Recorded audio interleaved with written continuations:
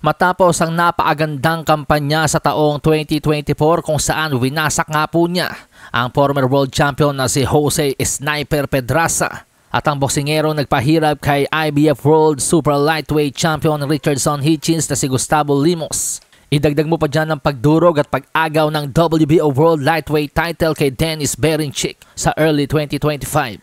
Biglang tumamlay ang kislapat ningning ni former WBO World Lightweight Champion Keyshawn the Businessman Davis. Hawak ang kartadang 13-0 with 9 knockouts. Animoy OTW na sana sa pagiging superstar si Keyshawn Davis. Exciting siyang panoorin lumaban, hindi boring. Sa katunayan, may mga nagkukumpara na nga po sa kanya kay Terence Bud Crawford dahil may hawig ang kanilang galawan.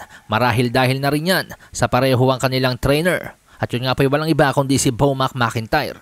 Subalit 3 dagok ng problema ang tumama kay Keyshawn sa kasalukuyang taon. Una, natanggalan siya ng kanyang WBO World Lightweight title nang mag-overweight siya laban kay Edwin Lagranada de los Santos nitong Hunyo. Okay na sana yung matanggalan ka ng world title basta't maituloy ang laban, pero kinansela ng Team de los Santos ang kanilang bakbakan dahilan upang maglaho na parang bula ang kanyang biggest payday. At yun nga po ang ikalawang dagok ng problema kay Keyshawn.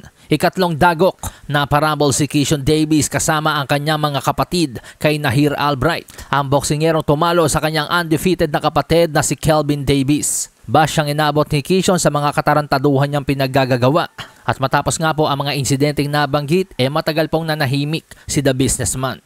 Pero ngayon mukhang focus na ulit si Keyshawn sa boxing at mukhang balak nang muling bawiin ang kislapat ningning ng kanyang boxing career. Sapagkat kinumpirma na po ni Keyshawn sa kanyang social media ang kanyang pagbabalik boxing next year, January 31, laban sa kanyang nakarambulan na si Nahir Albright. Undercard sa napapabalitang Teofimo Lopez versus Shakur Stevenson. Sa mga amigos nating hindi nakakaalam, dati na pong tinalo ni Keyshawn itong si Nahir Albright by a majority decision noong taong 2023. Subalit kalaunan napawalang bisa ang kanyang panalo nang magpositibo si Keyshawn sa marijuana. Pero ang marijuana po mga amigos ay legal na sa maraming estado sa Amerika at ito ay hindi kinukonsidera na isang performance enhancing drugs. Kaya't marami ring nagsasabi na dapat hindi binawi ang panalo ni Keyshawn kay Albright. So abangan natin po yung laban na yan mga amigos, Keyshawn Davis versus Nahir Albright. Rematch po ito, may bad blood ang dalawa, may personal na alitan. Kaya naman ang tanong sa paparating na laban, maipaghiganti kaya ni Keyshawn ang kanyang panalo na ginawang no contest at ang talo ng kanyang kuya Kelvin sa kamay ni Nahir Albright? Yan po ang ating aabangan.